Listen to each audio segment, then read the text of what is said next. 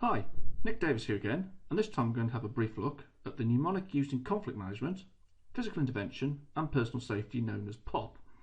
And basically it's worth saying that this is something that's used for threat assessment purposes as part of a broader assessment that's commonly known as a dynamic risk assessment. And that's going to be the subject of a future video.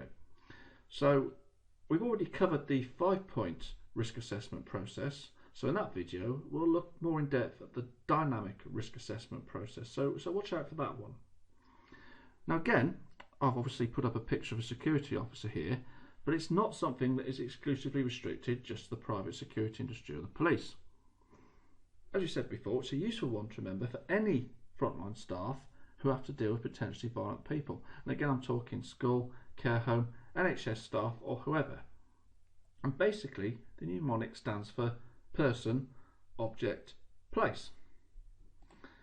Now the good news is that this is fairly simple to remember, which is essential in a high stress situation where fight or flight arousal levels amongst all parties are guaranteed to be high and cognitive thinking is likely to be reduced.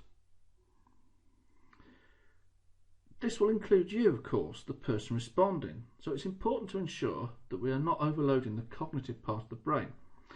Otherwise, our stress levels could increase significantly with the potential to expose us to even more risk. Therefore, in order to assist us to maintain awareness and avoid what is known as tunnel vision, we need to be able to think clearly by remaining calm. Having simple processes to guide us and allowing the bigger picture to be seen can certainly assist in this respect, especially when making fast decisions.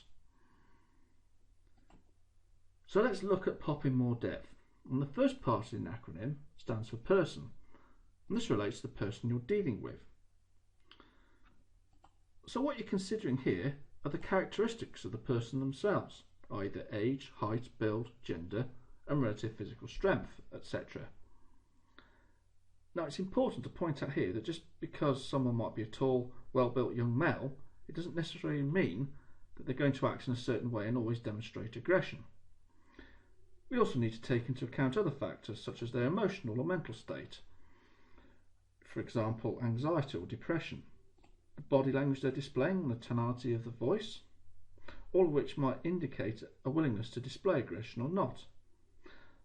Other factors might be vulnerability such as pain, illness, a person under the age of 18 or an elderly person, and whether they're under the influence of alcohol or drugs, which is pertinent especially in licensed premises or on the street. Also, whether they are previously known to you as having a history of aggression. Again, don't assume that just because you might be speaking to a slightly built female in her 70s that she is not capable of being aggressive or is unlikely to attack. The aim of this is to go with what your senses are telling you, as well as what your gut instinct, which works on the subconscious level, is also saying. And the second part stands for object.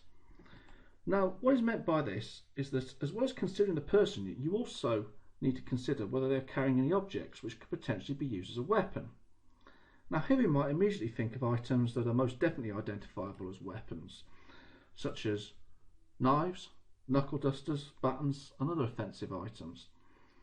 Even maybe firearms or having access to firearms, and certainly the possession of which could be a very serious offence. Of course, many of these items can also be concealed, so they may not be openly carried as such. So it's important to also anticipate that the person may have something on them, even if it's not visible, especially if they explicitly make threats such as, "I'm going to stab you," etc.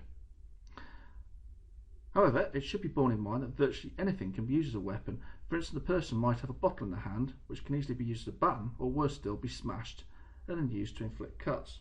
In fact, many ordinary items could be used as a weapon, such as pencils, coins, umbrellas, walking sticks, etc.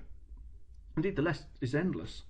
Furthermore, we should not also just be considering what the person is or may be carrying, but also their proximity to anything that could potentially be used as a weapon. For instance, chairs, glasses, kitchen implements.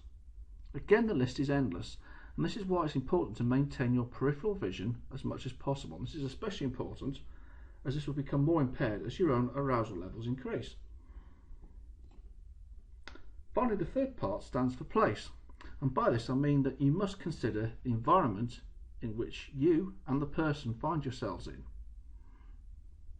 So, is it indoors or outdoors? Is it an open or relatively closed space, such as an alleyway or a corridor?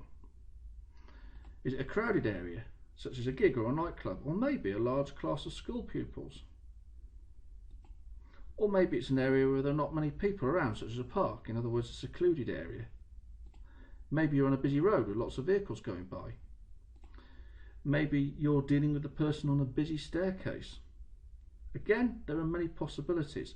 Also, you should consider the environmental conditions, such as whether it's day or night, wet or dry, maybe in the depths of winter or the height of summer.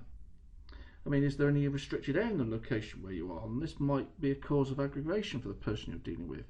There can be many different factors to consider depending on the circumstances again. So the most important thing to remember when using POP is that it is vital to remain aware. This is where something known as situational awareness comes in useful.